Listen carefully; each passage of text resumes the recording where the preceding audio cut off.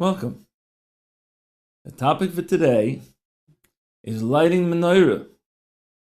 Where? Where do we light the menorah in relationship to the outside? When it comes Chanukah, everyone is more than ready to light the menorah. But we have halachic parameters where we're supposed to light the menorah. That's what we wanted to go over today. Where exactly one should decide to position their menorah to best fulfill that special halacha when it comes Chanukah. But first, we just wanted to mention what might be the reason that Chanukah has something so special that's tantamount to the greatest Yom Tov of the year. The greatest Yom Tov of the year is probably Sukkot. Sukkot, the Torah tells us, "V'samachta b'chagecha." It shall be happy, overflowing with happiness. And for 8 days, you say the special Hallel and thankful prayer to Hashem. When it comes Chanukah, once again, for 8 days, successively, we say the special thank you prayer of Hallel to Hashem. There's no other time during the year that's similar. It's only Sukkot. For 8 days we say the full Hallel, and on Chanukah, for 8 successive days we say the full Hallel. And the question is, what's so special about Chanukah? Why would Chanukah be so unique that the rabbis decreed that we should say such a special prayer similar to what we do on Sukkot? The great Chanukah Maggid, who lived approximately 180 years ago, says an amazing idea that really opens the gates for us to understand the special uniqueness on the days of Chanukah. He uses a line from the Talmud that talks about our obligation in lighting the Menorah. And from that, he shows us in a deeper way what really Chanukah is all about. The line in the Talmud that talks about lighting the menorah is the following. Psilas Shmanim. She'ein madlikim bohem b'Shabbos, madlikim bohem b'Chanukah. Psilas Shmanim mean wicks and oils. She'ein madlikim bohem b'Shabbos, that we do not light on Shabbos. On Shabbos, you can only use special wicks and special oil that burn brightly, that burn nicely. Not the type of wicks that sort of flicker. Says the Talmud, but those same wicks and oil that you cannot use on Shabbos, you can use on Chanukah. The person has no choice. He has a used type of wick. He has oil that's not very good quality. And the fire that comes out of it is not a very strong fire, not a very bright fire, sort of flickering. He's still allowed to use it on Chanukah. So says the great Maggid of Chernobyl, there's a hint behind this halachic parameter. Says the hint is the following. Each and every Shabbos, as we know, there comes down an amazing light, an amazing spiritual light, that's really similar to the light of the future. In the future, everything will come back to a state where it's good. Everything will come back to the state of Gan Eden. And that's a little bit of the light that we receive each and every Shabbos. But Chanukah also includes a special light. It's a very unique type of light, also, that will only be present in the future. But the difference between the light on Shabbos and the light of Chanukah, says the Chernobyl Maggid, is that the light of Chanukah can reach even such places that the light of Shabbos can't reach. The light of Shabbos is very great, but there are some places that the light doesn't get to. Each and every Shabbos, that God sends us that special taste of Gan Eden. There are those Jewish people who experience it. You could see it on their faces. From the moment that Shabbos comes in, they're exhilarated, they're shining. They're exuberant. Other Jewish people, Shabbos comes in and doesn't really make such a difference to them. Sometimes they might not even notice whether it's Shabbos at all. There are places where the light of Shabbos doesn't reach. However, the light of Chanukah reaches to even those places. Even those people who are not turned on, so to speak, by Shabbos, are moved by the special light of Chanukah. That special light that comes down Chanukah is so great that the rabbi said, we need to say a special prayer about it. We need to thank God each and every day for 8 successive days on the same level of happiness that we would be on the happiest holiday, on the happiest Yom Tov of our year. And just like on Sukkot, we say the special prayer of Hallel and praise and thank you to God for 8 days, so too, each and every year on Chanukah, we say that special prayer.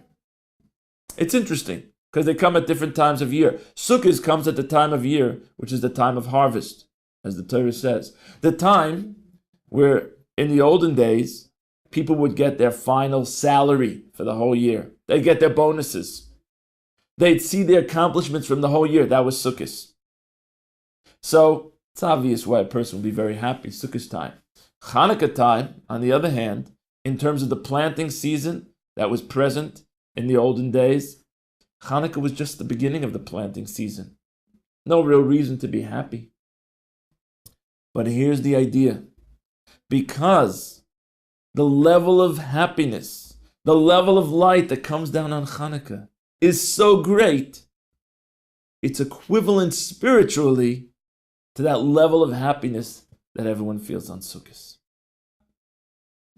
So said the rabbis, in order to inculcate this, in order to feel it, we need to say that special prayer each and every day.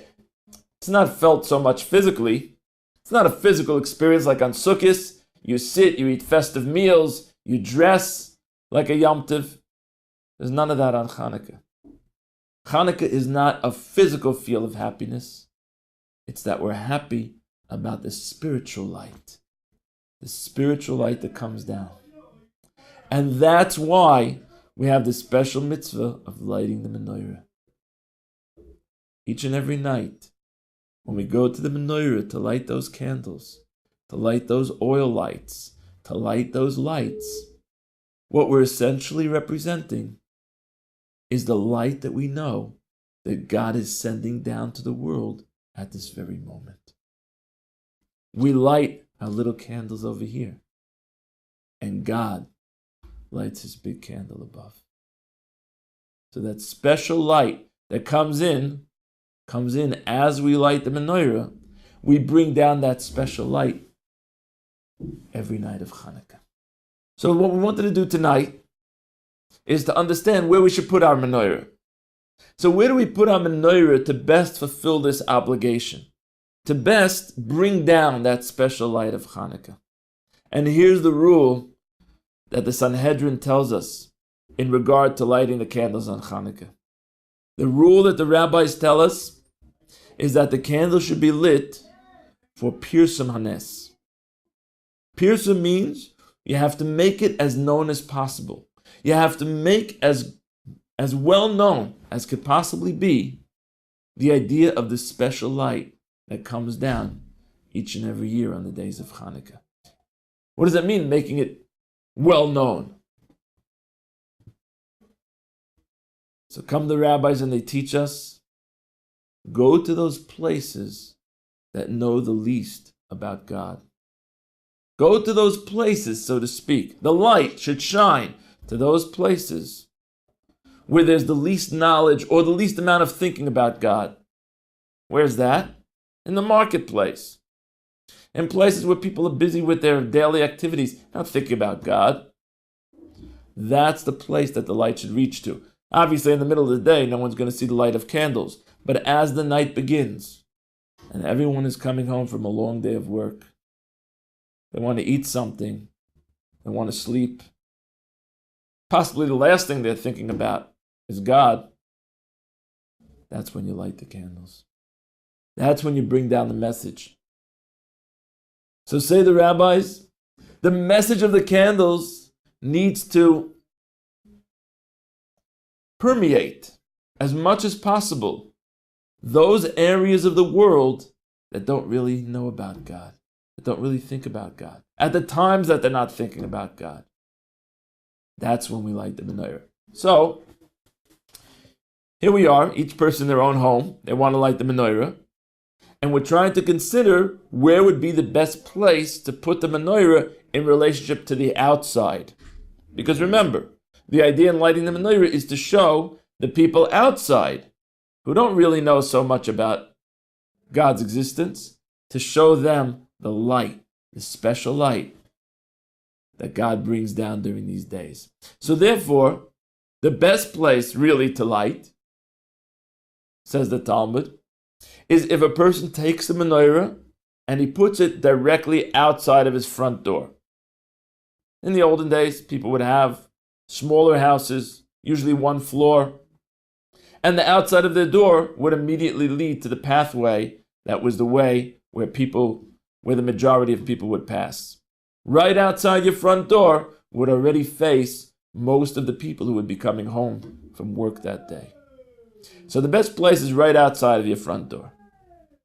Another possibility, say the poskim, is if a person puts the menorah on a windowsill.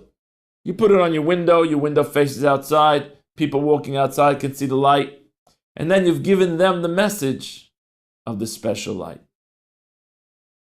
Another possibility, today when we live in apartment houses, there are many people who go through the flights of stairs, is to put it outside your front door in the apartment house, facing the stairwell or facing the hallways, assuming that there are a lot of people, enough people who go back and forth who would be able to see the light when it's lit. So all of that is really the preferable way of how to light the menorah on Chanukah. The light needs to be seen by as many people as possible. Try to get it outside of your house. Try to let it be known, the special miracle and the special light of Chanukah, to all those around. However, something very interesting took place in history that caused the halacha to change accordingly. Unfortunately, over the course of history, the Jewish people were in exile. They were exiled in many countries. At a certain point, the non-Jews in certain countries wanted to annul the practice. They were very upset when Jewish people would show openly their lights on Chanukah. And sometimes even, it could be a life-threatening situation. So, the leading rabbis of the generation, of course, who didn't want any people to come to danger, said, you know what? From now on, we can light the menorah inside. Find a place within your house to light the menorah. Of course, still try and make it as publicized as possible. Bring your whole family around. Bring a whole group of people in order to experience with you in your home the light of Chanukah. However, don't light any more outside. We don't want anyone to be in danger. And so therefore, the halacha clearly delineates between two levels. On one hand, according to the Talmud, we should be lighting outside of our front door. We should be lighting toward the outside. On the other hand, the rabbis of the generation, over the generations, came and said, okay, we can light inside. Now, what's very interesting about this for today is that we've almost come full circle. Today, thank God, Jewish people have the opportunity specifically to be in Israel, which was an opportunity that was barred from from the Jewish nation for many generations, as we know. And when Jewish people live now in Israel, we're living among Jews. There's no life danger to lighting a menorah. Similarly, there are also many countries today where the non-Jews, thank God, are accepting of the Jewish practices. And there's no life danger to a Jewish person who will light a couple of candles outside of his front door. And so therefore, now the question becomes once again, do we go back to the law of the Talmud to light facing outside, or can we still light inside? And this is the source of a debate among the leading poskim. The great posek of the previous generation, Rabbi Binyamin Zilber, felt that nowadays a person should specifically light outside. Since the situation has gotten better, there's no reason why we can't fulfill what it says in the Talmud. The idea is to bring the light of Chanukah to all those who don't know about it. So we need specifically to light outside. Many other leading poskim disagree, and they feel that it is possible still to maintain lighting inside, since once the parameter of the halacha has changed and we began to light inside, now we need to continue until that's changed on the same level as the rabbis were in that generation who said we could light inside. And so therefore, there are two opinions. Each person should follow, of course, the custom of his community or his rabbi. But today, practically, we have two approaches. There are those people who are careful to light outside their front door, who make sure to light on a windowsill, who make sure to light outside their front door in an apartment house, facing people outside. And there are those people who, even if they are in a situation where they can light outside, they will light specifically inside, because that was the custom and the decree in previous generations. What we do need to know is that whichever one we choose, we still need to fulfill the foundational premise of lighting Chanukah candles. Pirsum Nisa, to make the miracle known, to make the light of Chanukah as known as possible.